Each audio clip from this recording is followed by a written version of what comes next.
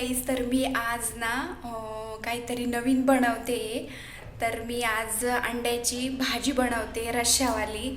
खूप दिवसापासून दादाचं चाललं होतं की रश्शावाली मसाल्यातली भाजी बनव. आणि जेव्हापासून आम्ही इथे पुण्यामध्ये आलो तेव्हापासून म्हणजे आम्ही मिक्सर ग्राइंडर असतं ते घेतलंच नव्हतं. तर आता घेतलं आहे ते. आधी पॉसिबल नाही व्हायचं अशी खूप मसाल्यातली भाजी बनवायला. तर रेडीमेडच मी मोस्ट ऑफ दी प्रेफर करायचे. तर मी आज बनवते. तर काय होतं बघूया, दादाची रिॲक्शन घेऊया कशी असेल. तर मी भाजी कशी बनवते हे तुमच्यासोबत शेअर करेलच. तर मी आता जाऊन खोबरं आणि कोथिंबीर घेऊन आले, त्यासोबतच काकडी पण आणली. तर मी आता ती निवडून घेते आणि दाखवते तुम्हाला काय काय करते ते. इथे खोबरं घेतलंय मी आता त्याला भाजून घेते. मी आताच 2 कांदे चिरून घेतलेत आणि ह्या कांद्याने मला खूप रडवलं, खूप तिखट होता. हे बघा, कांदा चॉप करून झालाय. एक गंमत दाखवते मी तुम्हाला. हे बघा, हा गुळ आहे आणि हा कसा झाला असं सगळ्यांना प्रश्न पडला असेल. तर काय झालं याच्या मागची स्टोरी. मी दादाला बोलली मला थोडासा गूळ पाहिजे होता तर मला फोडून दे. तर त्याने काय केलं, हे वरती असतं हे चमच्याने असं वरती थोडंसं कोरून काढलं आणि नंतर ह्या गुळाला फोडलंच नाही. ती ट्रिक इतकी सोपी वाटली का जेव्हा पाहिजे त्याला कोरूनच काढत होता आम्ही. तर बघा तो किती खोल वाटी टाईपच झाले पूर्ण. या गुळाला बघितलं की मला खूपच हसू येते का, त्या भांड्यासारखं फील होतं इथे. हे बघा, तर मी पण असंच करून काढते. मग थोडंसं इझी जातं, मस्त असंच काढते. इथे खोबरं भाजून घेते. इथं कांदा मी भाजून घेतलाय, लसूण आणि हिरवी मिरची घेतली 4-5 आणि खोबरं भाजून घेतलंय आणि कोथिंबीर. तर मी हे आता सगळं मिक्सरला काढून घेते. मिक्सरला मसाला ग्राइंड होईपर्यंत इथं अंडे बॉईल करायला. ही मगाशी सांगत होती आम्ही मिक्सर घेतलंय म्हणून. तर ते हे आहे क्रोमाचं.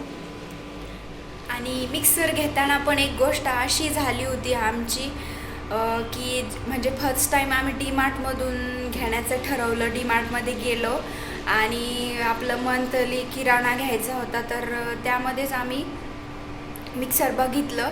तर पिजन कंपनीचं बघितलं आणि घेऊन आलो ते. मग खाली चेकिंगला वगैरे दिलं, त्यांनी चेक केलं आणि एक गंमत अशी झाली की आणि हा जो पार्ट असतो हा त्यामध्ये निघालेला होता. आणि तो पार्ट निघालेला असल्यामुळं मी त्यांना बोलली की हा निघालेला आहे, आम्हाला दुसरं द्या, दुसरं पॅकेजिंग घेऊन या.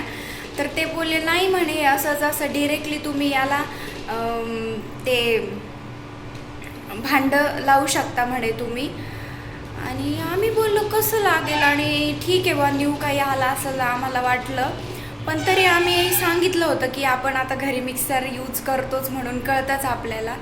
तर मी घरी आल्यावर त्यातमध्ये शेंगदाण्याचं कूट काढून बघण्याचं ट्राय केलं. शेंगदाणे टाकले आणि ते होतच नव्हतं. म्हणजे डिरेक्टली ते त्याला अटॅचच नव्हतं होत ना, त्या भांड्या मिक्सरचं जे खालचं असतं त्याला ते भांडं अटॅचच नव्हतं होत. तर मग परत घेऊन गेलो आणि दुसरा पीस दिला. मग आम्हाला त्यांनी विचारलं काय होतंय काय नाही, दुसरा पीस दिला आणि त्यामध्ये पण चेक करून घरी घेऊन आलो त्याला. तिथे व्यवस्थित चाललं. घरी आल्यावरती असा प्रॉब्लेम झाला की त्याला आम्ही जेव्हा ट्राय केलं तेव्हा पण आम्ही शेंगदाण्याचा कूटच ट्राय केला करण्याचं. तर त्यामध्ये टाकले आणि ते इतकं जोरात व्हायब्रेट व्हायला लागलं, म्हणजे पूर्ण मी दोन्ही हाताने पॅक पकडून पण ते खूप जास्त व्हायब्रेट होत होती. इव्हन माझ्या दादाने पण ट्राय केलं का, जेंट्सचा जोर जास्त असतो मग त्यांनी खूप प्रेसने, पण लेडीजलाच करावं लागतं जास्त करून. त्यामुळे मला ते होतच नव्हतं. मी खूप घाबरले त्यावेळी. मग त्याला डिसिजन घेऊन गेलो परत आणि मिक्सर न घेण्याचंच ठरवलं. कारण 2 वेळेस आमच्यासोबत असंच झालं आणि फर्स्ट टाईम जेव्हा घरी घेतलं होतं तेव्हा पण त्याचं तसंच प्रॉब्लेम झाला होता. म्हणजे त्याचं काही जास्त नव्हतं झालं, थोडेसे स्क्रॅच होते त्याच्यावरती, म्हणजे फायबर तुटल्यासारखं होतं, तर मी ते रिटर्न केलं होतं आणि मला छानपैकी दुसरं मिळालं होतं. मी आणि आई गेलो होतो तेव्हा. आणि ह्यावेळेस असं झालं दोनदा आमच्यासोबत, त्यामुळं मी मिक्सर घेण्याचंच दादाने मी ट्राय केलं का नाहीच घ्यायचं म्हणून असं. तर मग 4-5 दिवस जाऊ दिले मी. नंतर असंच क्रोमामध्ये जाऊया असं चाललं होतं. परत विजय सेल्स आहे तिथे जाऊया असं चाललं होतं. तर मी ऑनलाईन क्रोमाचं वेबसाईट चेक केली, तर त्यावरती मला हे जे आम्ही घेतलं आहे ते बघत होते मी, कुठलं रिव्ह्यूज बघत होते. तर हे मी आय थिंक 1300 रुपयाला घेतलं आहे ते. आणि त्याचं रिव्ह्यू वगैरे वाचले तर ठीक वाटले मला. आणि मी 2 दिवस आधी आलं ते. त्याच्यावर 2 वेळा ट्राय पण करून बघितले. शेंगदाण्याचं कूटच काढला होता, थोडीशी चटणी काढली होती, आपली ओली हिरव्या मिरचीची चटणी काढली होती, तर ती पण छान झाली. तर मी सांगेलच कसं आहे कसं नाही त्याचा रिव्ह्यू. मला जर छान वाटलं तर मी सांगेल तुम्हाला. आणि मसाला मस्त रेडी आहे आपला.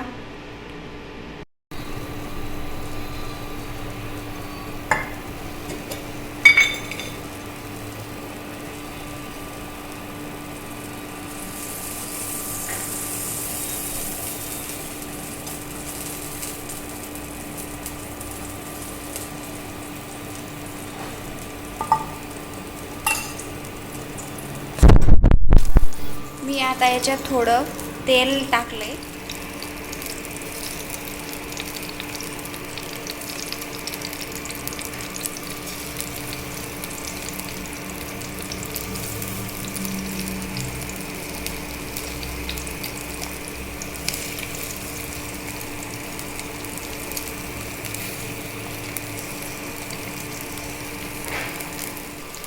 आता यावर थोडंसं मी मीठ टाकते.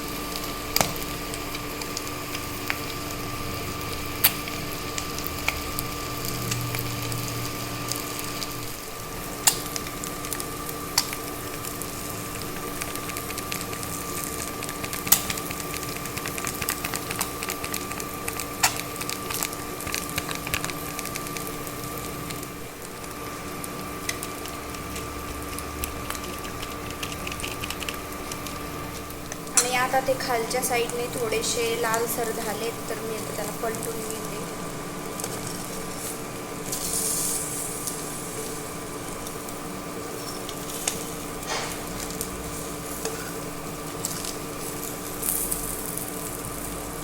त्या कढईमध्ये अंडी परतून घेतली लालसर होईपर्यंत. त्याच कढईमध्ये मी आता तेल ॲड केलं आहे. मिक्सरला मी मसाला ग्राइंड करून घेतला होता, आता तो ॲड केला आहे.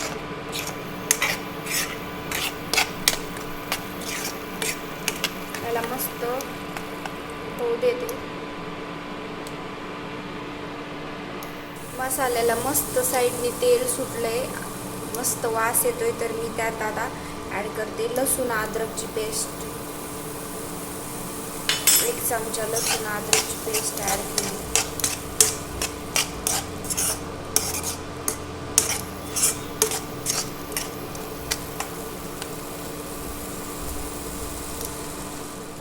आता मी 1 चमचा गरम मसाला ॲड करते.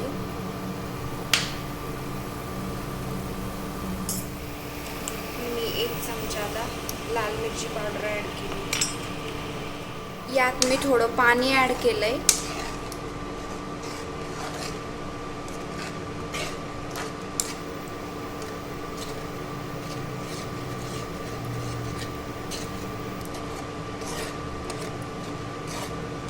आणि याला आता आपण झाकण ठेवूया. आणि मीठ ॲड करते आता थोडं.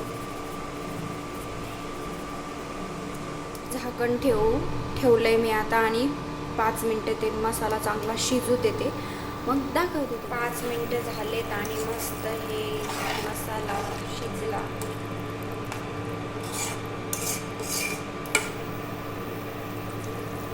आता त्याच्यात आपण अंडे टाकू.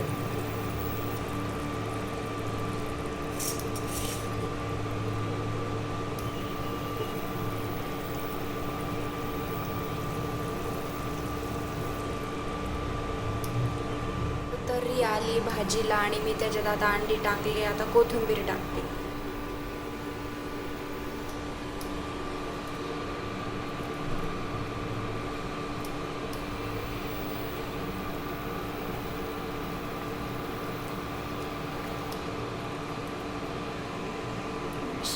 भाजी झाली रेडी. आता दादाची रिॲक्शन बघूया आपण खाताना. त्याला माहितीच नाही आहे मी आज ही भाजी बनवली.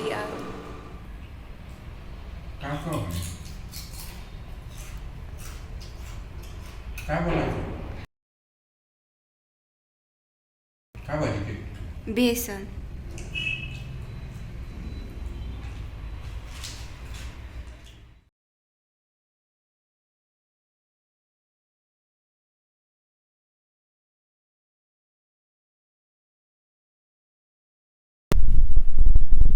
ये पहिले काय कर. काय केलंय? खूप झालं मी. ही काकडी कुठून आणली? बाजार करायला गेली होती काय? खा. कसं वाटतंय मला सांग.